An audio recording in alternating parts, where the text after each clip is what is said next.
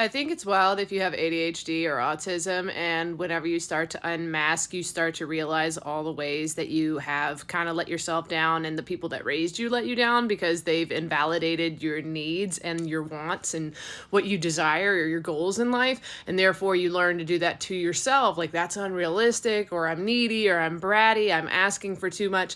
And as you start to unmask and start to really get to know yourself and learn your own personality, your quirks, your needs, your preferences, the things that overwhelm you or make you like over sensoried, overstimulated. And it's crazy because I personally catch myself, and let me know if you felt similar, whenever I am discovering these needs. Like right now, it was like I've been really touchy with heat. Now that we're getting into the colder months, that sometimes when the heat's on too long at my house, I start getting a little bit anxious because I'm like, well, now I'm too hot. So I'm like that person who like wants to constantly be like a certain temperature. Now I can control it a little bit differently, like when I'm at people's houses, but I have the comfort of knowing that eventually I'm going to go home. And when I'm home, I want it to be a specific temperature. And if not, I'm going to get up and I'm going to change the thermostat. I know dads hate to see me coming because I'm coming for that thermostat. But it's kind of wild because I will immediately go into my head when I am like fulfilling a need that might seem like too touchy, too bratty, too needy to some people. And like I'll like hear that voice, even though I'm still being nice to myself, that will still be like the first initial voice sometimes that's like, oh, well, you're never going to find a partner who's going to want to deal with that. If your friends knew, if people knew what you were like. And luckily, like I'm able to like meet that voice and be like, hey, like what's going on here, like, and I realize that it's just fear, and I'm able to kind of talk to it. But like I don't know if that voice will ever fully go away. And I think I'm finally getting to a point that I'm like, well, I've already compromised and suppressed so much of myself and my needs, and I was actually like miserable.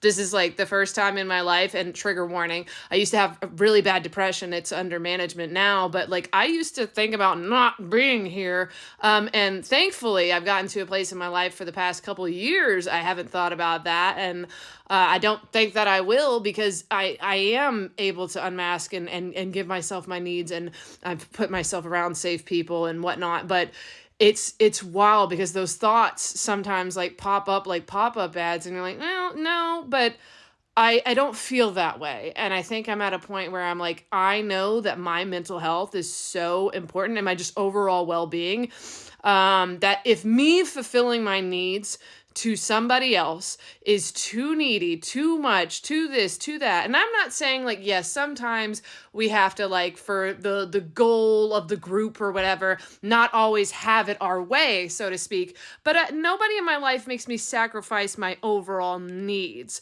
And we can usually compromise and meet in the middle with wants and things like that. But I think I'm really at a point now where I can confidently say that I would rather be alone and be okay with my friends and my support system and the family that I have involved in my life than to be around people that will not or refuse to fulfill my needs or make me feel bad for that.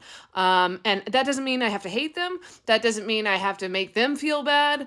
I'm just not interested in that. And so I just wanted to make a video about this, because if you are somebody who's finding it hard to fulfill your own needs without making yourself feel bad, or maybe you have people in your life where they don't want to fulfill your needs. And again, it's not anybody's responsibility to caretake us all the time. Like sometimes people aren't going to meet our needs 100% of the time, but yeah, find out your percentage of how much you want people to show up for you. Like 80% of the time they show up for me, and I show up for them, and I show up for myself 80 to 90% of the time.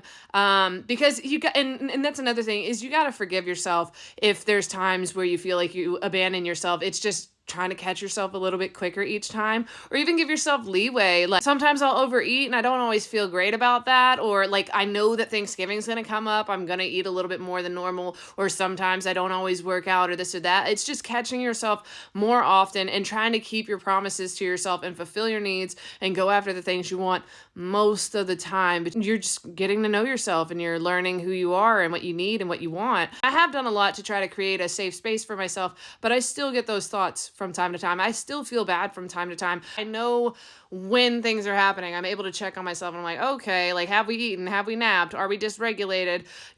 Do we just want to eat a little bit more today? Do we need sugar? Do we work out more? Do we need more water? And it's just checking in and reparenting yourself and all that. And it's helpful, but that doesn't mean that you're not going to get those thoughts. Of just sadness or criticism. The goal isn't perfectionism. It's learning to work with those thoughts and be like, oh, hey, bud, like, what's the matter? And not meet it with like, stop, my brain obviously hates me. It's just an overactive part. It's trying to protect you. It just, sometimes it just gets a little bit overprotective. That's all.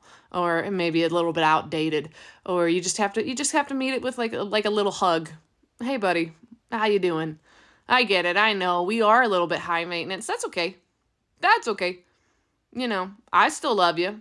I'm glad that I turned the heat down. I feel a lot better now. I'm going to sleep like a baby.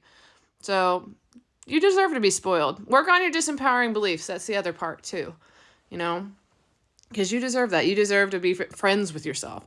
And just like with friends, like I said, you're not always going to be thrilled. And that's just having relationships with other people and yourself. I think it's just loving yourself and other people at the end of the day and being like, it's like when people say like, I love you a lot. I'm just not a big fan of you right now, and sometimes I'm not the biggest fan of myself right now. And when you, like I said, when you give yourself that space, you give that to other people and it's just easier. It's just easier.